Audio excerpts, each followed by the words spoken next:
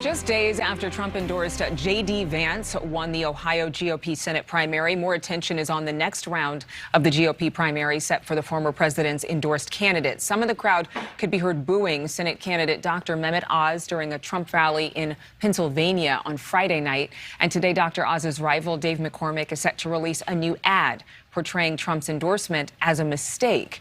Polls do show that Dr. Oz is slightly ahead in that race. In Nebraska, which holds its primary tomorrow, Trump-endorsed gubernatorial candidate Charles Herbster is facing sexual misconduct allegations, which he denies, though GOP voters reportedly are unsure either will matter in what's become a very competitive three-way race there. In Georgia, polls show Trump-endorsed David Perdue far behind Governor Brian Kemp in that primary later this month. Let's bring in Niall Stange, White House columnist for The Hill. Niall, good morning to you. In Pennsylvania, certainly the MAGA movement, obviously there are some people who don't believe that Dr. Oz is the right person to lead the charge there.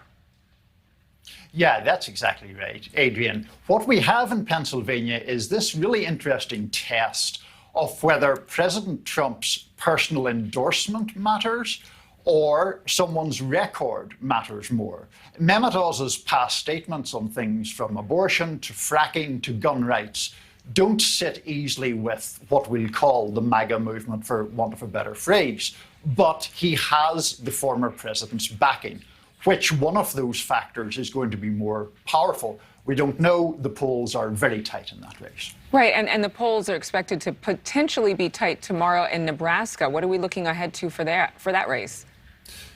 So that's also a fascinating race. As you mentioned in your introduction, the former president has endorsed Charles Herbster there, who had previously backed President Trump during his presidential campaigns. But this is really a three-way battle. You have Herbster representing the most Trumpian tendency, but facing these very serious allegations of sexual misconduct.